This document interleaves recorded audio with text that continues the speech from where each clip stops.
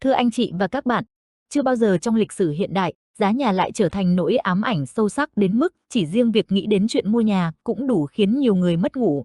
Từ những công chức thu nhập 15 đến 20 triệu, đến những người có tích lũy 3 đến 5 tỷ đồng, tất cả đều chung một cảm giác bất lực. Trong truyền thống Việt Nam, an cư luôn là nền tảng của lập nghiệp. Một căn nhà không chỉ để che mưa nắng, mà còn là sự khẳng định, là điểm tựa tinh thần, là nơi neo giữ gia đình và tương lai con cái. Nhưng kể từ cuối năm 2023 đến nay, giấc mơ ấy như bị gió cuốn, mỗi ngày trôi xa thêm một chút.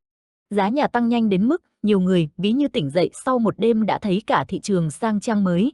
Căn hộ cũ, căn phòng xuống cấp, mảnh đất ra trung tâm, thậm chí nhà pháp lý chưa xong, cũng được hô giá cao hơn cả mặt bằng chung vài năm trước.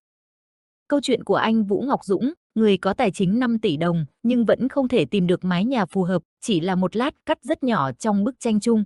Một người sinh ra ở Hà Nội, làm việc hàng chục năm, chắt chiu tích lũy, nhưng lại đứng trước sự thật phũ phàng, 5 tỷ đồng giữa thủ đô thời điểm 2025 chỉ đủ mua sự thất vọng. Nếu như năm 2023, với số tiền ấy, anh có thể tự tin nhắm đến căn nhà 30 mét vuông trong bán kính 5 đến 6 km quanh trung tâm, thì bước sang 2025, mức 7 đến 8 tỷ cũng chưa chắc đã tìm được thứ tương tự. Giá nhà cứ leo thang không dựa trên giá trị thực, mà dựa trên kỳ vọng, tin đồn và sự khan hiếm, đôi khi là khan hiếm giả tạo. Thực trạng ấy đặt ra những câu hỏi nhức nhối, vì sao giá nhà lại có thể điên loạn đến thế? Ai phải chịu trách nhiệm cho sự méo mó của thị trường? Và làm sao để giấc mơ an cư không trở thành đặc quyền của số ít? Để lý giải, cần nhìn vào các tầng nguyên nhân, những mạch ngầm chảy liên tục trong suốt thập kỷ qua, dần bóp nghẹt khả năng tiếp cận nhà ở của đa số người dân. Đầu tiên là vấn đề nguồn cung. Ở Việt Nam, để một dự án nhà ở có thể hoàn thiện đầy đủ pháp lý, đi qua các thủ tục, xin phê duyệt, điều chỉnh giải phóng mặt bằng, có thể mất 10 đến 14 năm. Quãng thời gian gần như dài nhất khu vực. Trong suốt thời gian ấy, doanh nghiệp phải gánh lãi vay ngân hàng, chi phí chờ đợi, chi phí quản lý, chi phí thay đổi quy hoạch và vô số loại chi phí vô hình không ai muốn nói ra. Tổng chi phí phát sinh khiến giá thành dự án bị đội lên, cuối cùng người chịu là người mua nhà. Mỗi dự án hoàn thành, xét từ góc độ tài chính, gần như mang theo dấu ấn của chi phí thời gian. Không dự án nào có thể bán rẻ được. Vâng, và để không bỏ lỡ những phân tích chuyên sâu, gần gũi và thiết thực như thế này, anh chị và các bạn đừng quên đăng ký kênh web Giáo dục TV, bật chuông thông báo ngay bây giờ. Chỉ một cú nhấp chuột thôi, anh chị và các bạn sẽ luôn đồng hành cùng chúng tôi trên hành trình cập nhật kiến thức về luật đất đai và đầu tư bất động sản. Một nguyên nhân khác gây méo mó thị trường là sự lệch pha cung, cầu. Các báo cáo đều cho thấy khoảng 95% nguồn cung mới thuộc phân khúc cao cấp, siêu cao cấp, chỉ 5 đến 6% là nhà ở xã hội hoặc nhà giá thấp. Điều này tạo ra nghịch lý, nhà thì nhiều, nhưng nhà phù hợp túi tiền thì không có. Cung và cầu nhìn bề ngoài tưởng cân bằng, nhưng thực chất lệch nhau hoàn toàn. Người mua nhà ở thực không thể với tới những sản phẩm có giá từ 4 đến 10 tỷ, trong khi nhà giá 1 đến 2 tỷ thì không xuất hiện.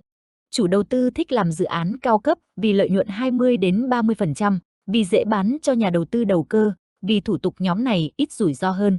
Trong khi nhà ở xã hội vốn chỉ cho lợi nhuận 10 đến 15%, lại đòi hỏi nhiều thủ tục hơn, quy chuẩn khắt khe hơn, lợi nhuận ít hơn. Vậy nên, không mấy doanh nghiệp mặn mà. Tiếp theo là những tác động từ bảng giá đất mới theo luật đất đai 2024. Mục tiêu là tiệm cận giá thị trường, điều này đúng về mặt quản lý nhà nước, nhưng nó khiến nghĩa vụ tài chính khi làm sổ đỏ tăng lên, khiến doanh nghiệp phải trả giá đất cao hơn khi tính chi phí dự án. Dù chưa tác động ngay lập tức, nhưng các chuyên gia cảnh báo rằng cơ chế bảng giá x hệ số K sẽ khiến giá nhà bị đội mạnh trong thời gian tới. Đây giống như một quả bóng áp lực dồn vào thị trường, chờ ngày bật lên. Trong bối cảnh lạm phát 4 đến 5%, tiền mặt mất giá nhanh, người dân buộc phải tìm nơi trú ẩn tài sản. Và bất động sản, như một thói quen văn hóa lâu đời, trở thành kênh ưu tiên hàng đầu. Hàng loạt người đổ tiền vào đất, không để ở mà để giữ tiền, giữ giá trị. Khi nhu cầu mua để giữ tài sản tăng, giá bất động sản tăng theo. Đây không phải hiện tượng riêng Việt Nam, bất cứ nền kinh tế đang phát triển nào cũng trải qua. Nhưng điều đáng nói là tốc độ tăng ở Việt Nam quá nhanh so với thu nhập bình quân. Một bộ phận đầu cơ, nhóm đầu tư chỉ mua để chờ tăng giá, càng khiến thị trường méo mó. Họ mua không phải để xây dựng, để khai thác, mà để khóa hàng. Khi hàng bị khóa, nguồn cung trên thị trường giảm, giá tăng. Khi giá tăng, tâm lý mua ngay kẻo mất cơ hội lan rộng, tạo nên hiệu ứng dây chuyền. Cứ thế, giá nhà leo thang theo đường xoắn, không dựa vào giá trị thực. Và rồi, những người như anh Dũng, người có tích lũy vài tỷ đồng, trở thành nạn nhân. Trong khi thu nhập bình quân không thể tăng 50 đến 100% mỗi năm, thì giá nhà lại tăng đúng bằng con số ấy. Khoảng cách giữa giá nhà và thu nhập người dân bị kéo giãn nhanh đến mức khó tưởng tượng. Theo tính toán, nếu dành 100% lương, tức là không ăn, không uống, không chi tiêu, thì một cán bộ cần 27 đến 28 năm để mua được căn hộ. Nếu chỉ dành 1/3 thu nhập, mức bình thường, thời gian ấy có thể lên đến 80 năm. Số liệu ấy không chỉ vô lý, mà phản ánh một thực tế nghiệt ngã, 90% dân số gần như không có cơ hội mua nhà nếu không có hỗ trợ từ gia đình. Tình trạng giá nhà tăng quá nhanh, quá mạnh, tách rời hoàn toàn so với thu nhập người dân đã khiến nhiều chuyên gia lo ngại về nguy cơ bong bóng bất động sản. Việt Nam đang hội tụ đủ 3 yếu tố tạo bong bóng: giá tăng bất thường, nguồn cung không phù hợp nhu cầu và tỷ lệ lớn người mua không phải để ở mà để đầu cơ. Nếu một cú sốc xảy ra, lãi suất tăng, tín dụng bị siết, tin đồn xấu hoặc doanh nghiệp mất thanh khoản, bong bóng có thể vỡ. Lúc đó, giá nhà lao dốc, doanh nghiệp phá sản, ngân hàng gánh nợ xấu, người vay mua nhà bị kẹt và nền kinh tế bị chấn động.